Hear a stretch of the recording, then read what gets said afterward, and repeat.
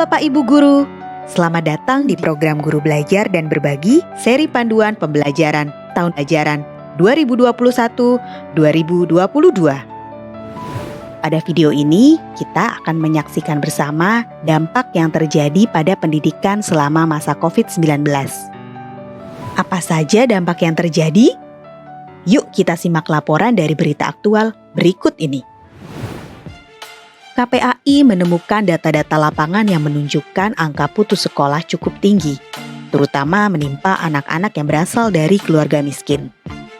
Terdapat 5 penyebab anak putus sekolah selama masa pandemi COVID-19, yaitu menikah, bekerja, menunggak iuran SPP, kecanduan game online, dan meninggal dunia.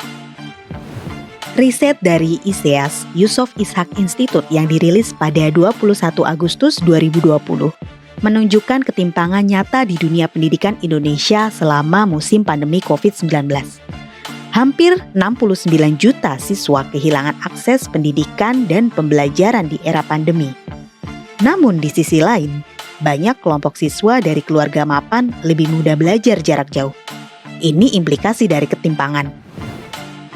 Dampak pandemi yang dirasakan semakin berat, membuat pihak sekolah swasta menjerit mengeluhkan sulitnya menutupi kebutuhan operasional sekolah hingga membayar gaji guru-gurunya. Selama ini, mayoritas sekolah swasta berjuang memenuhi operasionalnya secara swadaya dengan mengandalkan pemasukan dari SPP. Di lain sisi, saat ini banyak orang tua siswa yang tidak mampu membayar SPP akibat terdampak pandemi.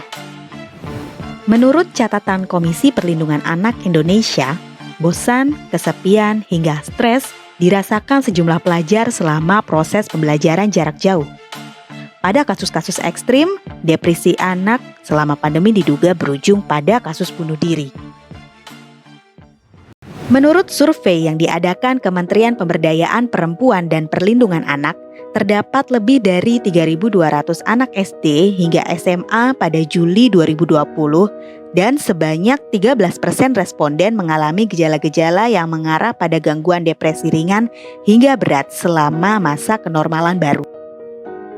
Data yang diambil dengan mensurvei anak-anak di 34 provinsi itu juga menunjukkan presentase anak perempuan dengan gejala-gejala yang mengarah pada gangguan depresi lebih tinggi dibandingkan anak laki-laki. Gejala emosi yang paling banyak dirasakan responden adalah sedih dan mudah marah.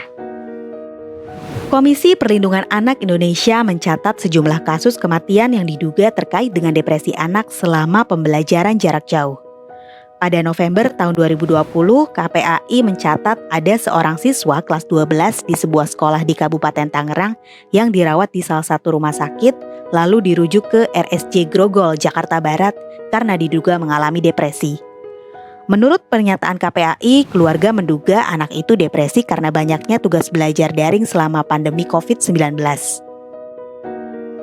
Dari kumpulan berita tersebut dapat kita kategorikan dampak COVID-19 dalam pendidikan pada 4 kategori. Selain siswa yang mengalami kehilangan kesempatan belajar akibat kesenjangan pendidikan, persoalan mental peserta didik selama belajar dari rumah, ancaman putus sekolah, dan sekolah yang berhenti beroperasi semakin menambah angka kehilangan kesempatan belajar. Nah, dari penjelasan tersebut, apa yang dapat Bapak Ibu simpulkan? Selama pembelajaran jarak jauh, siswa dituntut menguasai konten dengan berbagai tugas yang menumpuk, tanpa memahami konteks yang relevan dengan kehidupan sehari-hari. Segala upaya dilakukan oleh guru agar target pembelajaran tercapai, yang akhirnya memaksa siswa untuk dapat menyelesaikan tujuan pembelajaran tanpa mengetahui bahwa siswa belum atau bahkan tidak paham terhadap materi yang dipelajari. Dampak yang dialami oleh siswa ini yang menjadi bahan evaluasi untuk mengkaji ulang pelaksanaan pembelajaran di masa pandemi COVID-19. Apakah benar praktik pendidikan seperti itu yang diharapkan Indonesia?